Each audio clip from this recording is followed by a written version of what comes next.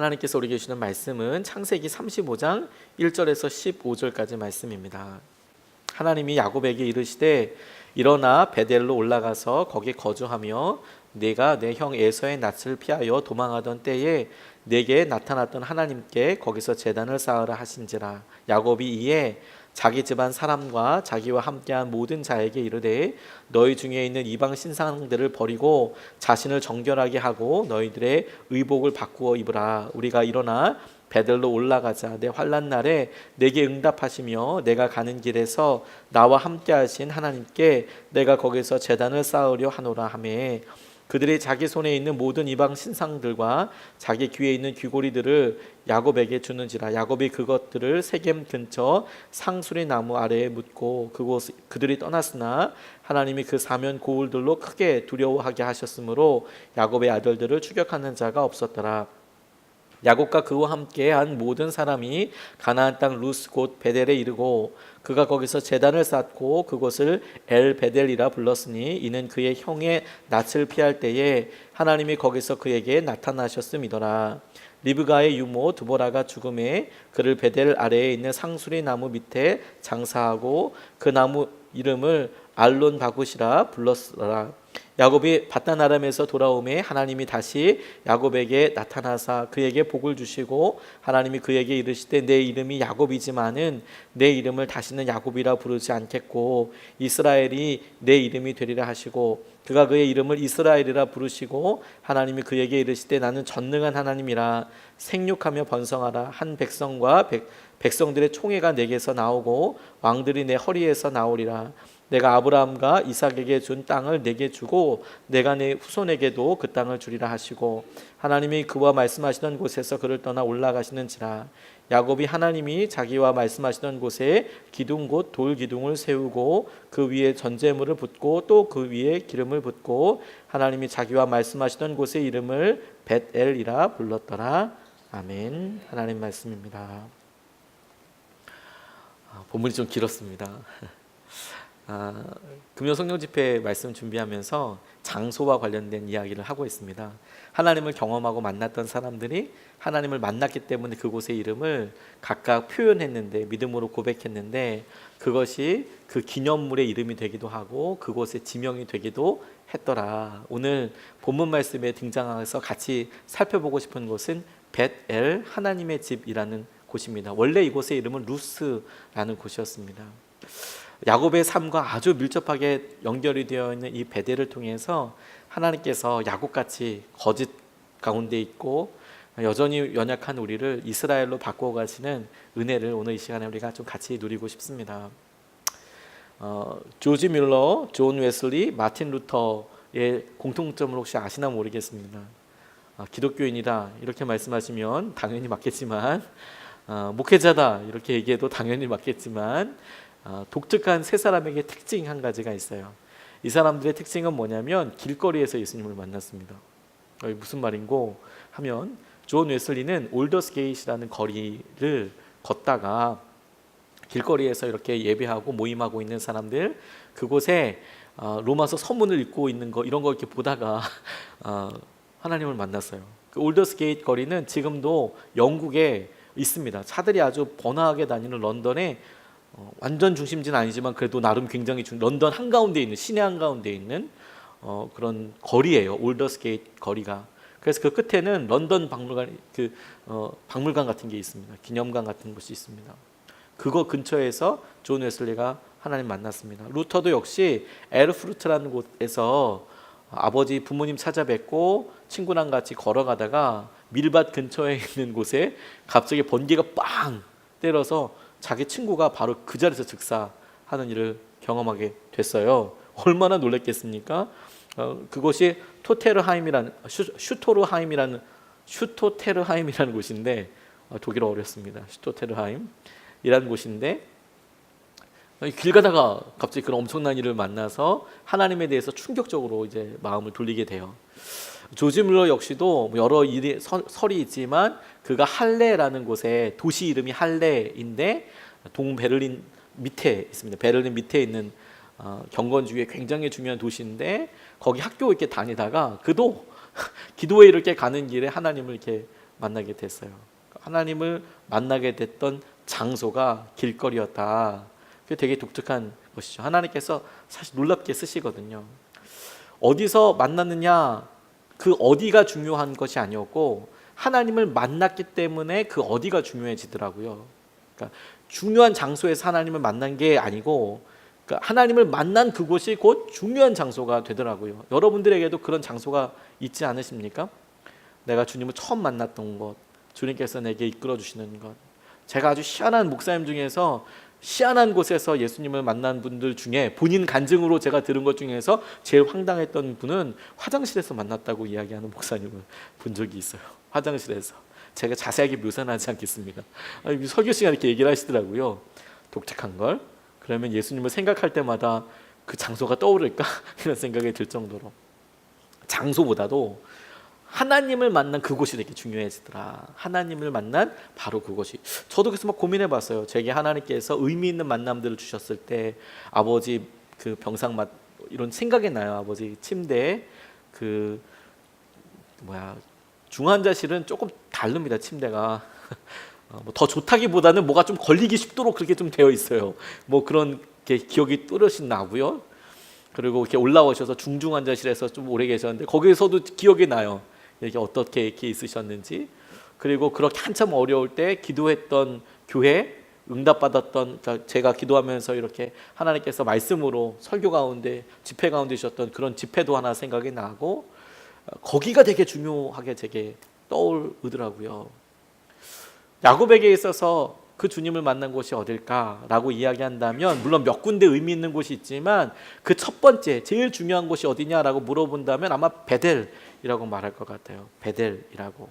그래서 베델이 야곱의 삶에서 여러 번 중첩되면서 그곳을 방문하게 되는데, 그때마다 그의 삶에 있어서 하나님과의 관계도 변하고 하나님과의 고백도 바뀌게 되는데, 우리 삶에서 똑같이 그 야곱의 삶을 생각해 보면 우리가 좀 같이 붙잡아 보고 누려보고 싶습니다.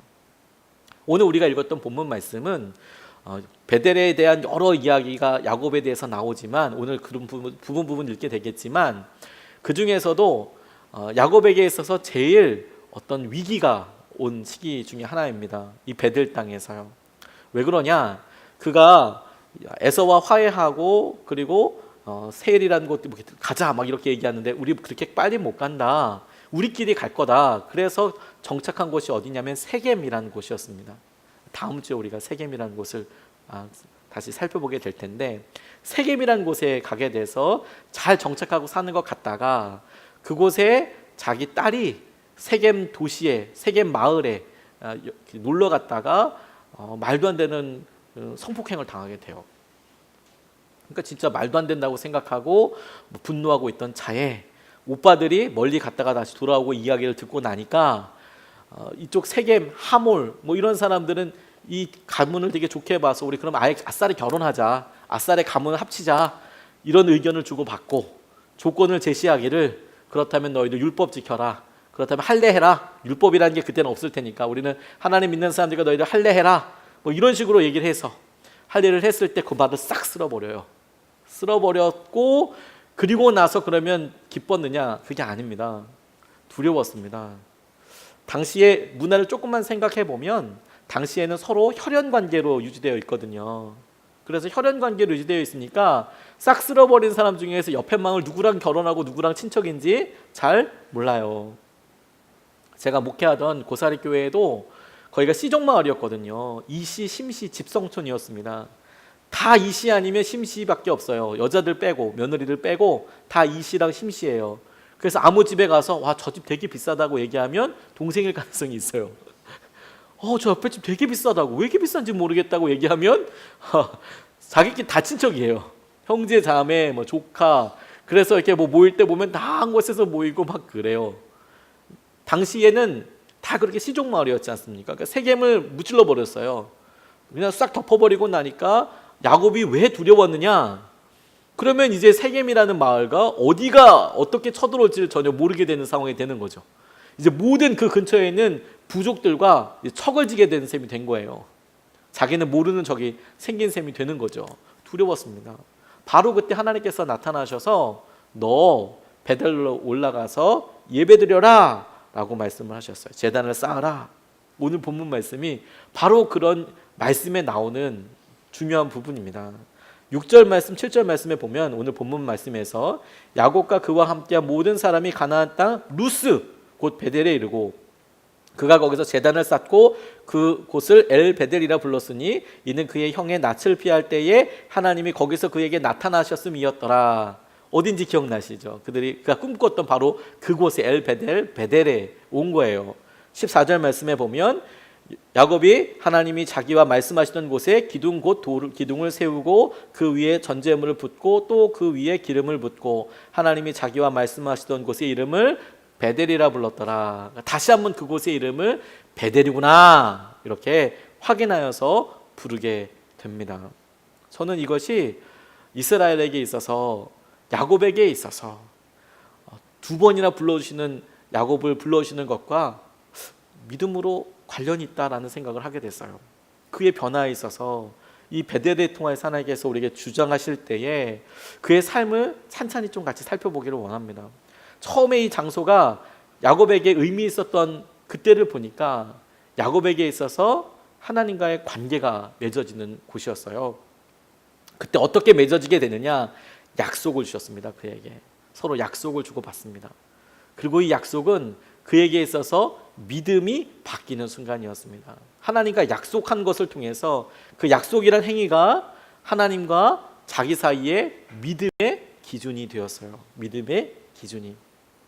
첫 번째 야곱이 베델에서 하나님을 만났던 장면을 보면 창세기 28장 16절로 19절까지 말씀인데요. 이렇게 나와 있어요. 야곱이 잠이 깨어 이르되 여호와께서 과연 여기 계시거늘 내가 알지 못하였도다. 이에 두려워하여 두렵도다. 이곳이요 이것은 다름 아닌 하나님의 집이요 이는 하나님의 문이로다 하고 야곱이 아침에 일찍 일어나 베개로 삼았던 돌을 가져다가 기둥으로 세우고 그 위에 기름을 붓고 그곳 이름을 베델이라 하였더라. 이 성의 옛 이름은 루스더라 라고 나와 있어요.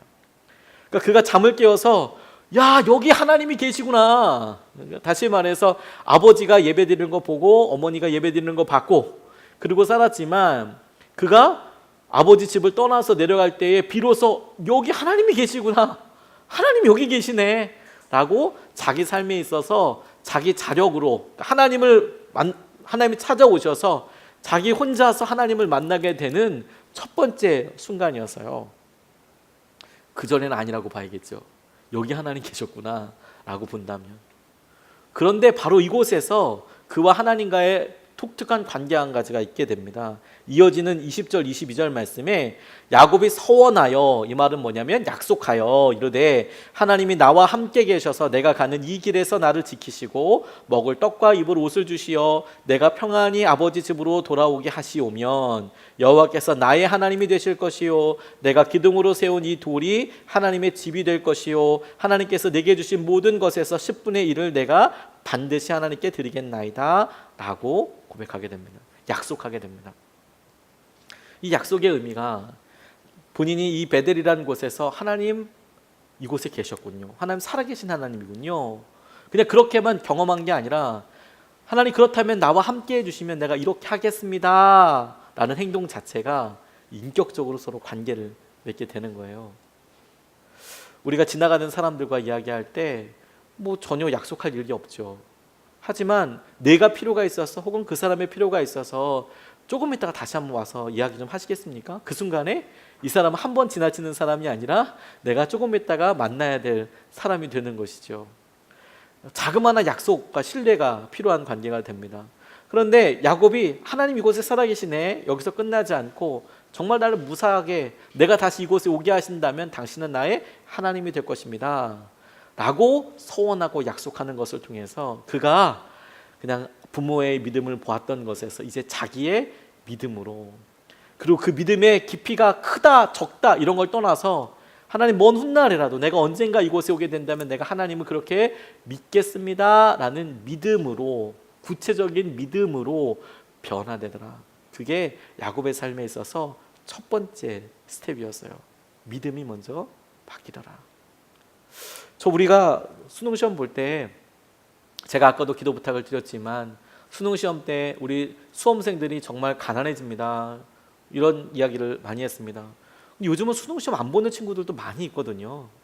그러니까 꼭 대학에 대해서 목숨 걸고 그렇지만은 않습니다. 그러니까 자기의 방법이 있기도 하고 또 일찌감치 공부가 자기한테 맞지 않는다고 생각하는 사람들도 있는 것 같습니다. 근데 예전처럼 막 그렇게 막 이제 뭐 죽는다 이런 느낌은 아니에요. 근데 여전히 이제 공부를 열심히 해서 들어가야 되는 사람들은 거기에 이제 막 여전히 힘들죠. 경쟁은 더 치열해지고 점수 따기 위해서 힘들어지죠.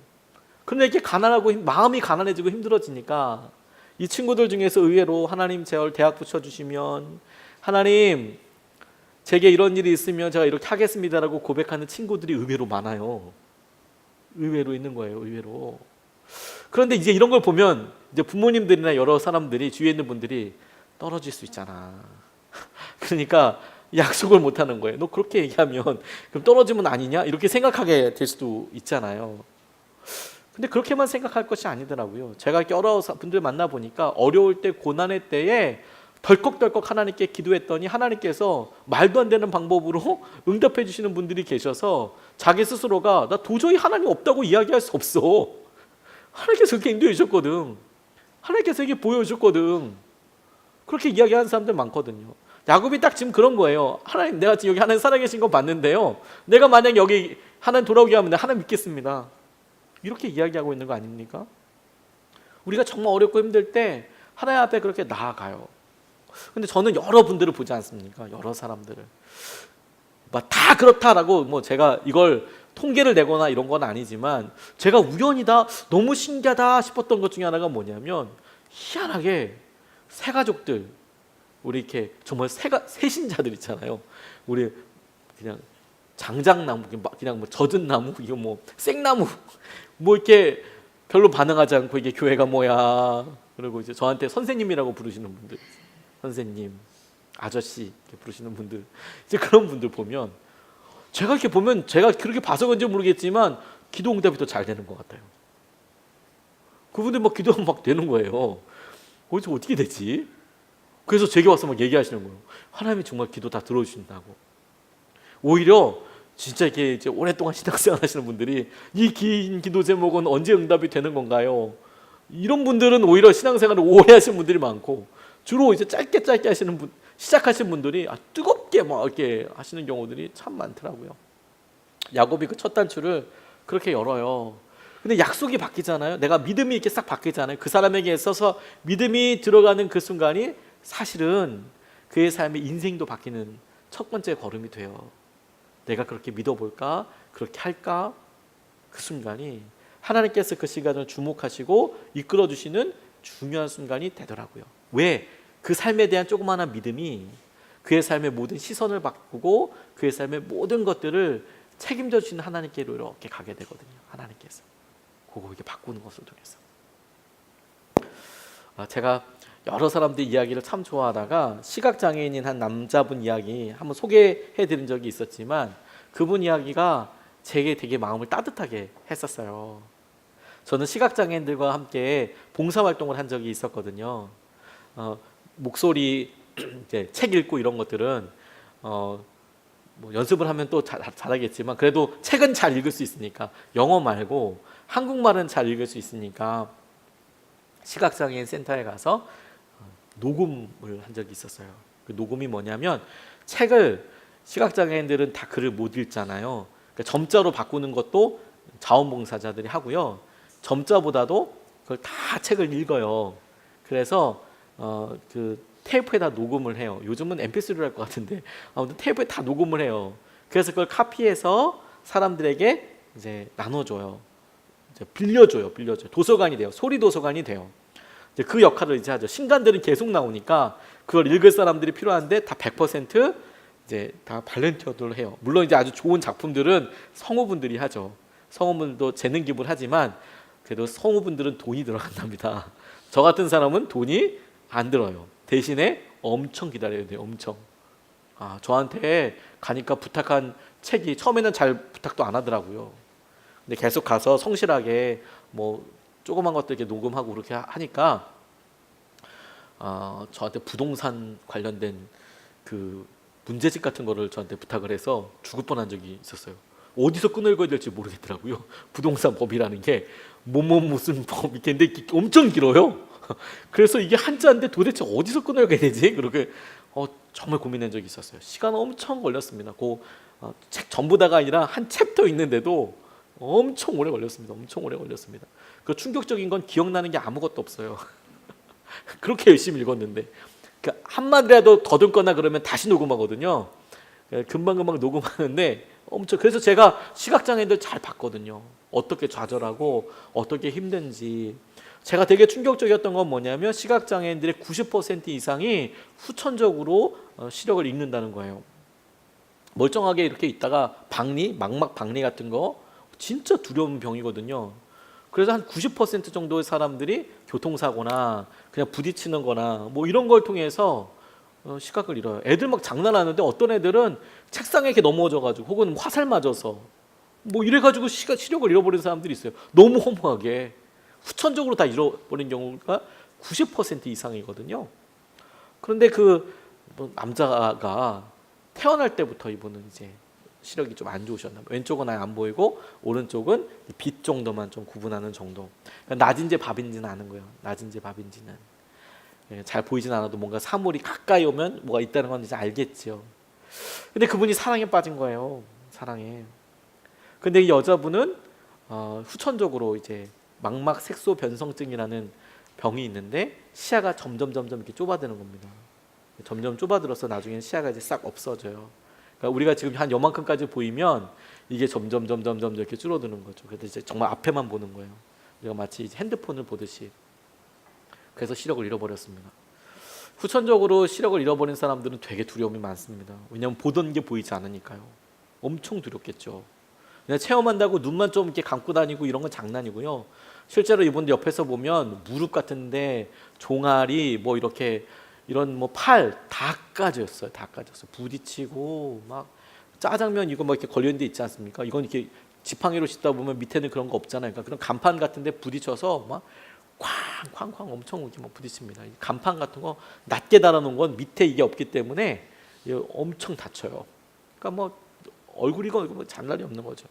그런데 그 예쁜 자매를 딱 보고 같은 사무실에 봤는데 이분 표현에 첫눈에 반했다고 얘기해요. 첫눈을 어떻게 반했는지 모르겠지만 딱 보자마자 마음에 들었대요. 근데 이 남자분이 보기에 너무 좋았는데 너무 예뻐 보였다고 어떻게 얘기해야 될지 모르겠지만 아무튼 예뻐 보였는데 당시에 이제 결혼을 했어요. 두 분이. 그때는 남자친구가 다른 남자친구가 옆에 있더래요.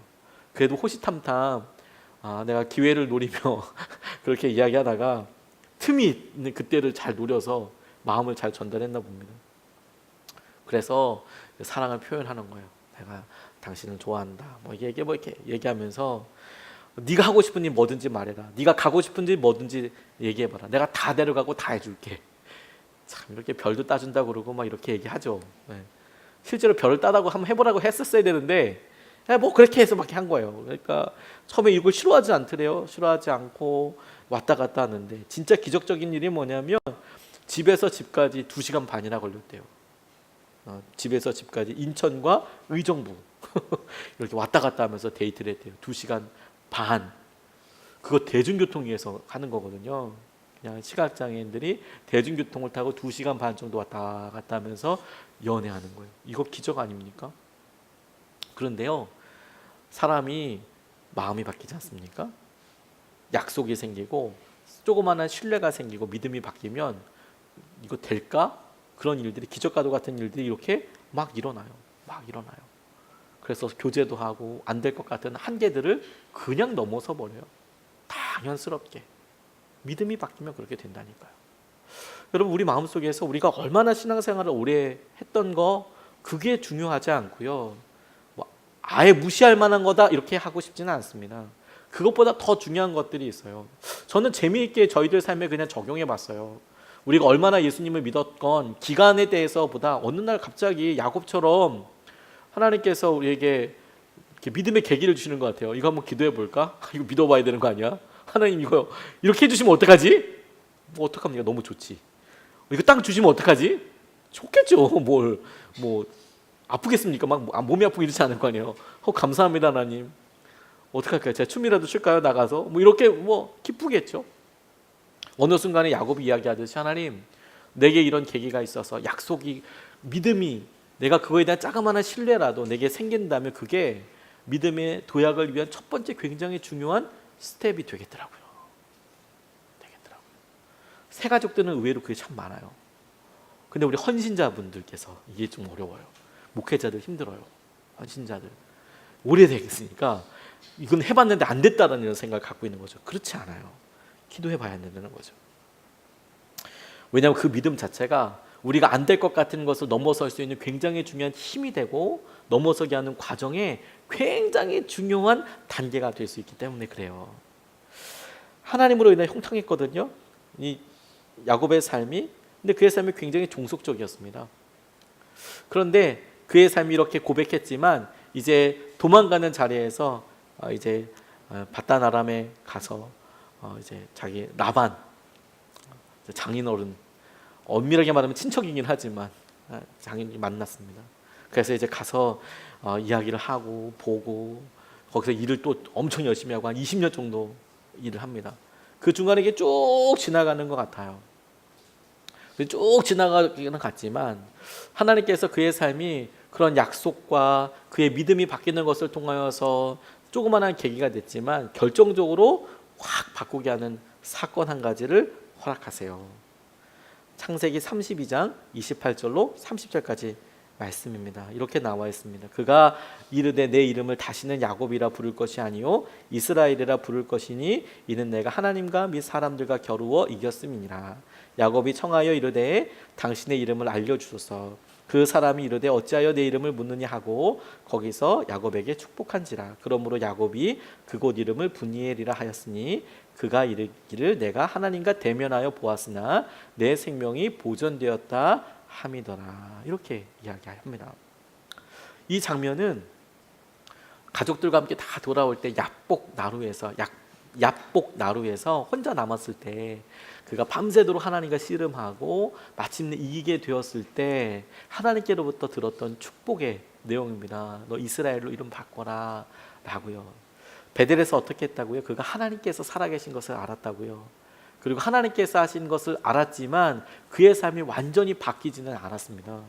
그의 마음속에 믿음이 바뀌었는데 사람들의 관점과 그래 야곱 인생 뭐 바뀌었어? 라고 봤을 때 야곱은 여전히 자기 라반 장인어른이자 삼촌 속였고요.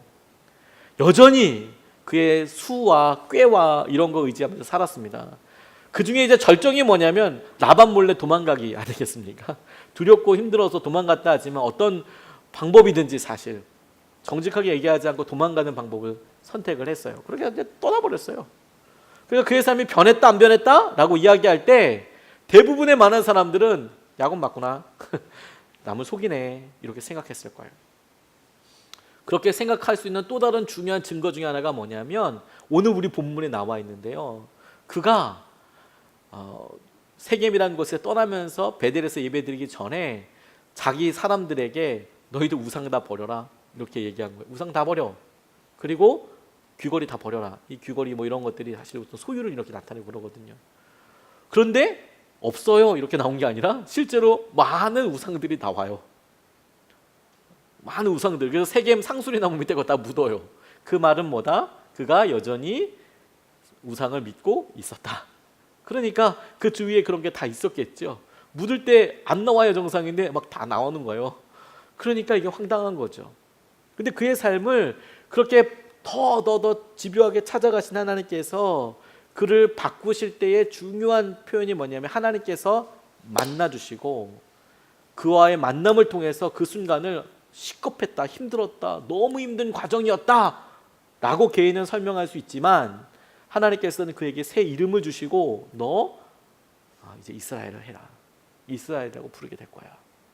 하나님과의 만남이 그의 삶의 중요한 변화로 이어지게 되는 순간이죠. 하나님께서 전체적으로는 그와의 관계에 있어서 그 약속을 지켜가기 위한 중요한 통로로 삼고 있지만 야곱에게 있어서는 그가 이제 실제로 하나님을 꿈에서 본 게 아니라 만나게 되고 그 만남을 통해서 자기의 삶이 이제는 경험적으로 내 안에 고통과 상처를 통하여 알게 되는 중요한 순간이 있게 되는 것이죠.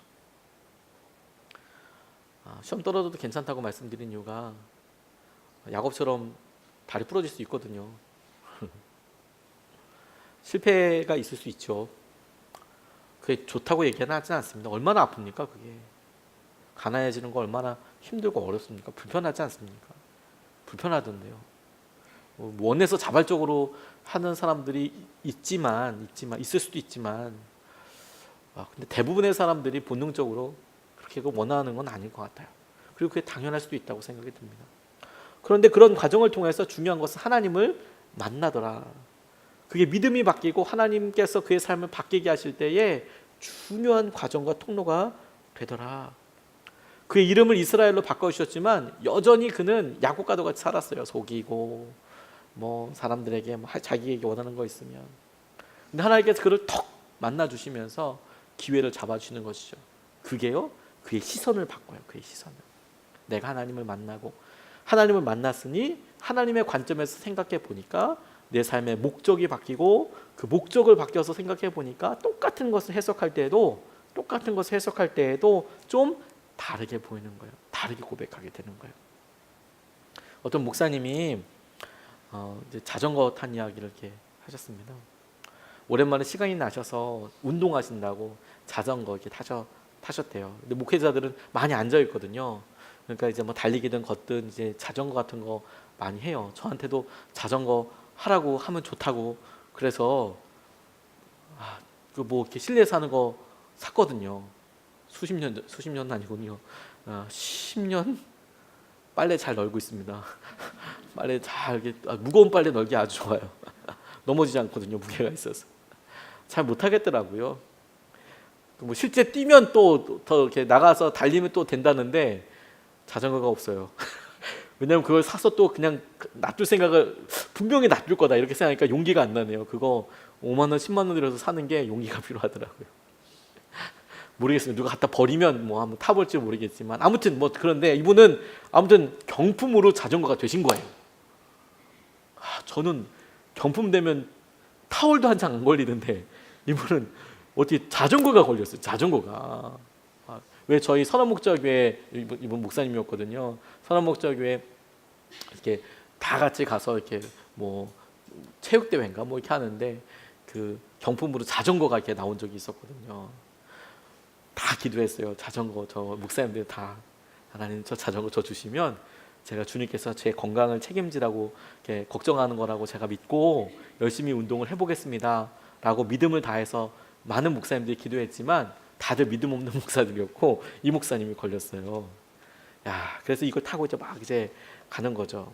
근데 여러 생각들이 이제 있고 해야 되는데 이제 이분도 오랫동안 안 타니까 자전거를 걸레로 닦으면서 드는 생각이 이게 자주 써야 자전거가 깨끗해지겠구나 이런 생각을 하셨대요. 회개하는 마음으로 자전거 닦으셨대요.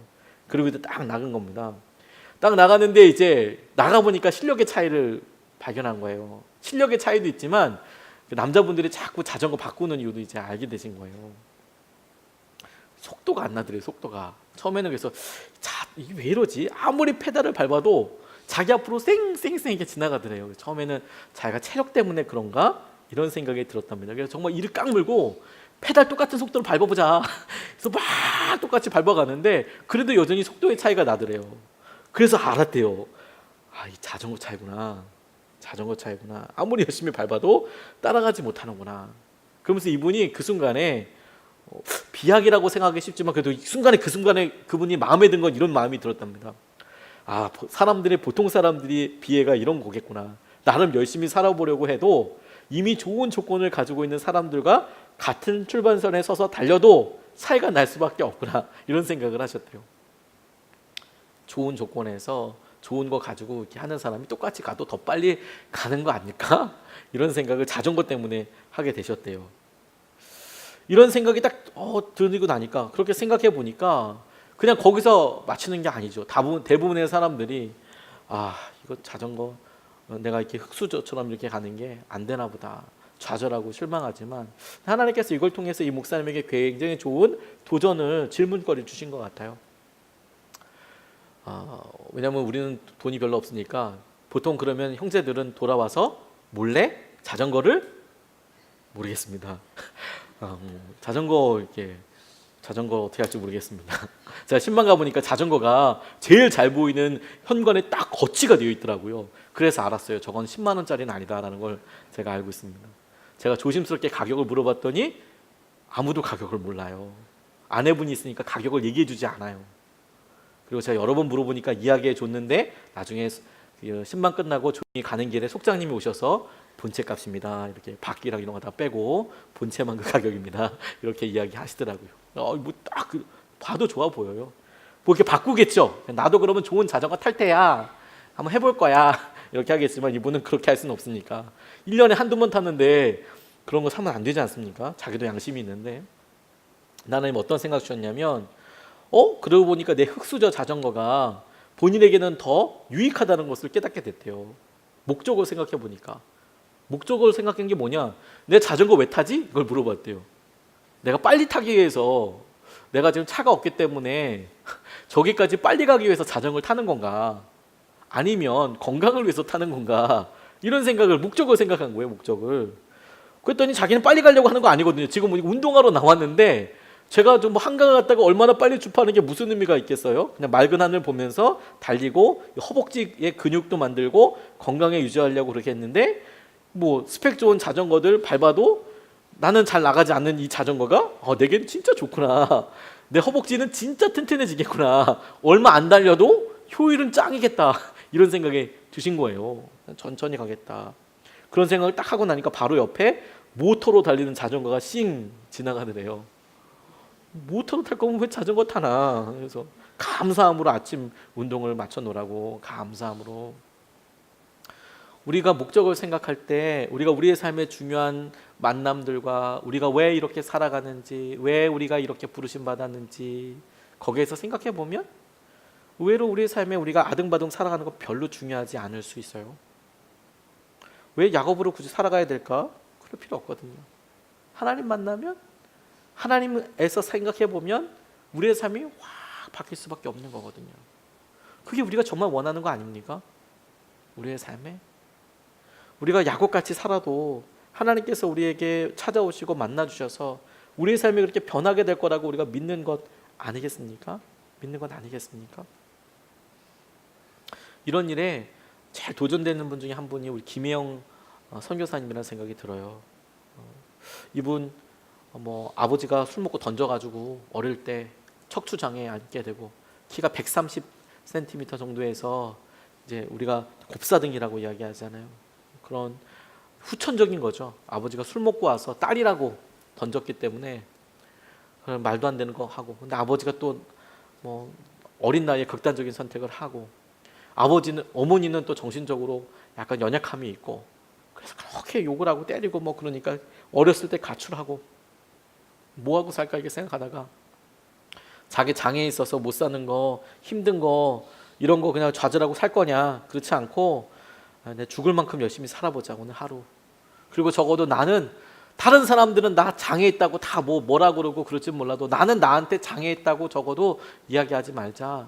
그런 생각하고 자기 삶을 바꿨대요. 그때 바꾸게 된 이유가 뭐냐면 예수님을 만났답니다. 기독교 내가 주님 앞에 교회 다니면서 내가 예수님 만나고 자기 삶이 변하게 된 거예요. 확 변하게 된 거예요. 그래서 편물 공부하고 성공의 구달을 성공 과정을 쫙 이렇게 겪는 거죠. 기술 하나 있으면 여러 공장들에서 여기 와라 저기 와라 할 때 아니겠습니까? 그때 당시 우리나라도 여전히 섬유 산업이 발전하고 있었던 개발도상국이었고 그 시기에 이 편물에 관련된 국제적인 자격증 갖고 이러면 굉장할 그 시기에 아주 많은 사람들에게 이렇게 인정받고 있을 그때에 이분이 불현듯 내가 다른 사람에 의해서 살아야지 생각해서 아프리카로 갔대요. 보츠와나로 1년 머물라고 했다가 14년 있게 됐다고. 14년. 거기다 초등학교 졸업이고요. 장애인이고요. 우리나라에서는 사실 그냥 초졸에 장애인에 여성에 그러면 사실 좀 어려운 부분이 우리가 생각할 때 어려움을 당할 수 있는 요인들이 많지 않습니까? 그런데 아프리카 갔더니 우리 선생님 너무 예쁘고 너무 똑똑하고 그래서 거기서 교장까지 하게 됐대요. 다 떠나고 자기 혼자 남았는데 자기 교장하라고 14년 동안 무보수로 일했대요. 14년 동안 그렇게 거기 있다가 나 미국에 가서 공부하고 다시 돌아올 거야. 제대로 된 학문을 이 친구들한테 할 거야. 그리고 미국을 왔다고. 미국에 왔는데 자기 마음속에 딱 하나 믿음이 그거였대요. 이곳에서, 이 맨하탄에서 어느 누구보다도 나 하나님 잘 믿고 있다. 어느 누구보다도 내가 이 맨하탄에서 사람들 무시하는 건 아니지만 어느 누구보다도 나 하나님 잘 믿고 있다. 그런 믿음이 하나 팍 생기더래요. 하나님과의 만남, 그 믿음 하나 생기고 나니까 미국에 떨어져도 혼자 있어도 아는 사람 아무도 없어도 겁나지 않더래요. 믿음 하나 있는데. 저 이거 정말 믿어요. 믿음 하나 있는데 사람이 다 바뀌었더라고요. 이미 하나님과의 만남 있는데 갖고 나니까, 그거 의지하니까 사람이 완전히 바뀌게 되더라고요. 그게 주님께서 두 번째 우리에게 찾아오셔서 하시는 말씀인 것 같아요. 우리가 하나님 이렇게 만났어요. 하나님 과연 살아계시는군요. 하나님 이렇게 해주시면 내가 주님께 이렇게 할게요. 약속하고 믿음을 한번 써봐요. 그런 초보적인 믿음에서 이제 하나님을 더 깊이 만나요. 하나님께서 내 삶에 찾아오셔서 내 삶을 만나주셨어요. 그래서 내가 그분을 의지하기도 해요. 분이엘에서 만나서 내가 적어도 에서 형을 만날 때 쩔룩쩔룩 걸려도 나를 어젯밤에, 아니 오늘 아침까지 나를 잡고 있었던 분이 하나님이라는 것을 내가 믿기 때문에 내가 용기를 내서 그 사람에게 찾아갈 수도 있어요. 그 정도 믿음까지 우리가 자랐어요. 내가 갈등 앞에 있을 수 있어요. 그런데 그의 삶이 오늘 본문 말씀 보면 아까도 읽었지만 여전히 우상숭배도 같이 하고 있고, 여전히 그의 삶에 연약함도 있고, 더 충격적인 건 뭐냐면, 그리고 오늘 우리가 같이 붙잡고 싶은 것은 뭐냐면, 하나님께서 분명히 32장 말씀에 너는 야곱이야, 그런데 이제부터 이스라엘이야 라고 말씀하셨음에도 불구하고 그 이후에 계속 야곱이라고 부르고 있다는 거예요. 하나님께서 이름을 잊어버리셨는지, 분명히 하나님께서 당신의 입으로 너 이스라엘이야, 지금서부터 이스라엘이라고 할 거야. 그런데 성경에 보면 끊임없이 그 사람을 야곱은, 오늘 본문 말씀에도 야곱은 이렇게 나와 있어요. 10절로 13절 말씀을 오늘 본문 말씀에 10절부터 13절까지 말씀입니다. 하나님이 그에게 이르시되 내 이름이 야곱이지만은 내 이름을 다시는 야곱이라 부르지 않겠고 이스라엘이 내 이름이 되리라 하시고 그가 그의 이름을 이스라엘이라 부르시고 하나님이 그에게 이르시되 나는 전능한 하나님이라 생육하고 번성하라 한 백성들의 총회가 내게서 나오고 왕들이 내 허리에서 나오리라. 내가 아브라함과 이삭에게 준 땅을 내게 주고 내가 내 후손에게도 그 땅을 주리라 하시고 하나님이 그와 말씀하시던 곳에서 그를 떠나 올라가시니라 라고 이야기하고 있어요. 이게 오늘 본문 말씀에서 다시 한번 말씀해 주신 장면이에요. 분이엘에서 분명히 내가 너 이스라엘이라고 할 거야. 근데 베델에서 다시 한번 그에게 말씀하실 때 뭐냐면 내가 이제는 다시는 너를 야곱이라고 하지 않고 너를 이스라엘이라고 할 거다 라고 다시 불러주시더라는 거예요. 저는 이게 주님께서 지금 우리들에게 하시는 믿음의 도전이라는 생각을 하게 됐어요. 우리도 어느 순간에 혹은 지금도 우리가 그런 믿음의 단계를 살 수 있지만 하나님 내가 지금 살아계신 거 알고 주님께서 이런 거 해주시면 내가 그렇게 살겠습니다. 믿음의 초보를 경험할 수 있죠. 그런데 이제 주님을 만나고 나서 내가 애서를 직면할 수 있는 마음도 있고 내가 그것을 넘어설 수 있어요. 내 안에 흔적도 있을 수 있어요. 근데 여전히 우리가 무너져요. 근데 무엇이 우리에게 구원이 되고 능력이 되고 의지할 바가 되냐면 여전히 주님께서는 우리를 이스라엘이라고 불러주시고 여전히 우리를 믿음의 사람이라고 불러주셨다는 것을 우리가 알고 있지만 우리의 삶이 결코 이스라엘 같지 않을 때에 주님은 그것을 책망하시는 것이 아니라 베델에서 다시 한번 이스라엘이라고 불러주시겠다라고 약속해 주시는 분이라는 거예요. 주님께서 베델은 하나님의 집입니다. 하나님의 집에서 하나님께서 하시는 일은 뭐냐면 하나님께서 그를 축복하시고 이스라엘로 키워나오고 계세요. 하나님의 집에는 이스라엘이 있어요. 이스라엘이 무너지고 무너져도요. 오늘 목사님께서 새벽기도 마치고 집에 들어가니까 사모님이 부엌을 엉망진창으로 해놓으셨대요. 그리고 어디론가 사라지셨대요. 투명인간이야 뭐야, 어디 간 거야 이런 생각이 들었는데 사모님이 돌아오시자마자 다짜고짜 아주 독하게 화를 내셨대요. 아, 이거 뭐 하는 거야 이거! 와! 이렇게. 가만히 있는 사모님이 조용히 말씀하셨답니다. 당신 오늘 당신 딸 소풍 가는 날인 거 알아? 이야기하시더래요. 아, 내가 뭔가 실수했다 딱 느낌이 오지 않습니까? 새벽부터 이리저리 뛰어다니다가 바빠서 미처 치우지 못하고 기도회가 있어 갔기로서니 그럴 수가 있나요? 이쯤 되면 딱 꼬리를 말았어야 되는데 이분이. 다른 집 남편들은 이럴 때 치워주기도 한다던데. 카운터 펀치죠. 궁지에 몰린 목사님은 온 집이 떠나가도록 소리를 질렀대요. 여기서 지면 안 된다 이렇게 생각하셨나 봐요. 그래도 그렇지 당신이 뭘 잘했다고 말됐고요. 이렇게 건널 수 없는 강을 넘었습니다. 소리를 지르신 거예요. 뭐 그래도 그렇지 뭘 잘했다고 그러는 거야. 와, 이제 얘기를 버리셨어요. 그런데 마침 그때 교회 집사님이 찾아오셔서 몸이 아프니 기도해달라고 하더래요. 뭘 잘했다고 그러는 거야. 그런데 목사님 몸이 아파서 그런데 기도 좀 해주세요. 아, 그러니까 막 얼굴이 터져 나가게 돼요. 얼굴이 뜨아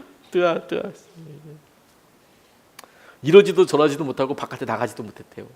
나가지도 못하고 그냥 방에 가만히 앉아서 답답하게 이러고 있는데 이 마음으로 기도하면 또 하나님께서 응답해 주실까? 이런 생각이 들더래요. 내가 지금 이 마음으로 아내한테 이렇게 막 역정을 내고 막 소리 지르고 이랬는데 지금 나가서 하나님 우리 이 자매님을 주께 치유하여 주시고 주님의 은혜로 놀랍게 하나님 새롭게 이렇게 기도하면 하나님이 들어주실까? 이런 생각이 확 들더라는 거예요. 이거 어떻게 되나? 또 아내는 뭐라고 할까? 그 상황을 보고 있는 사모님은 미쳤나? 이런 생각하지 않겠습니까? 저 미쳤나? 다중인격? 뭐 이런 느낌 아니겠습니까? 근데 정말 마음을 추스리고 왔으니까 하나님께 용서를 빌었대요. 하나님 잘못했습니다. 용서해 주시오. 제가 죽일 놈입니다. 뭐 이렇게 하고 기다리던 집사님 나갔는데 가버리셨대요. 가버리셨대요. 그리고 목사님과 사모님이 죄인의 심정으로 그 집사님 집으로 신방 가셨답니다. 잘못했다고 기도해드리고 오해하지 말라고. 그런 이야기를 이렇게 나누시더라고요. 이야기를 나누고 하지만 사실 목회자들 가운데 연약함이 있죠. 권사님들 가정에는 그렇진 않지만 목사님들 가정에는 그런 연약함이 있습니다. 권사님들 정도 되면 다 성인이시니까 절대로 집에서 화내거나 이런 일은 있을 수 없죠. 근데 목사들은 그런 일이 가끔 있어요. 어렵죠. 힘들죠. 그럼 막 좌절해요. 뭐 하는 건가? 얘는 바뀐 건가? 진짜 이스라엘은 둘째치고 내가 인격이 된 건가 제대로. 또 설교하는 사람들이니까 하나님이 또 그러면 아주 집요하게 그걸 계속 물으세요. 너 어떻게 그럴 수 있니? 막 계속 물으시거든요. 그런데 주님께서는 우리에게 우리 자신을 보면 날마다 야곱이죠. 근데 주님은 우리를 베델에서 하나님의 집에서 우리를 바꾸신다니까요. 근데 저기 베델을 묵상하면서 하나님께서 신약까지 쭉 오게 하시면서 하나님의 집이라면서요. 하나님이 계신 곳 벳엘, 벳이 집이고요. 엘이 하나님이에요. 벳엘. 근데 하나님 지금 어디 계세요? 하나님 우리 안에 계세요. 하나님 우리 안에 계세요. 그럼 베델은 어딜까요? 여기 안에 있는 거예요. 사실은 하나님 우리 안에 성전이 있다고 하셨습니까? 우리 안에 있잖아요. 그럼 우리 안에 계신 성령님은 뭐 하고 계실까요? 우리가 야곱을 이스라엘로 만들고 계실 거예요. 이스라엘로. 넘어지고 무너지고 끝난 거 아니다 라고요. 야곱 얼마나 두려웠을까 싶었습니다. 나 세겜 땅에서 사고 쳤어요. 하나님 어떡해요. 아무도 의지할 사람 없어요. 내가 에서를 만날 때까지만 해도 믿음으로 이겼고 나 이제 적이 없다고 생각했는데 나 이제 제대로 살아보려고 했는데 에서 형은 오래전에 내가 거짓말한 것 때문에 속인 것 때문에 날 죽이려고 하는 거고 그래서 두려운 건데 내가 이제 새 삶을 살 거고 완전히 전과 다른 삶을 살 건데 세겜 땅에서는 사고 안 치고 잘 살 건데 우리 아들들이 사고 쳤어요. 나 이제 어떻게 누구 믿고 살아요? 나 이제 이 땅에서 아무도 의지할 사람 없어요. 그가 절망하고 힘들어할 바로 그때 하나님께서는 베델 하나님의 집으로 부르시고 너 이스라엘이야. 너 야곱 아니야. 너 이스라엘이야. 이스라엘이야. 이렇게 말씀해 주신다.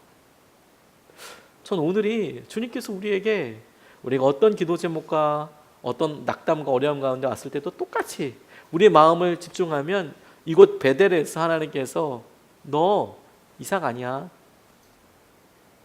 너 야곱 아니야. 너 야곱 아니야. 너 이스라엘이야. 너 야곱 아니야. 너 이스라엘이야.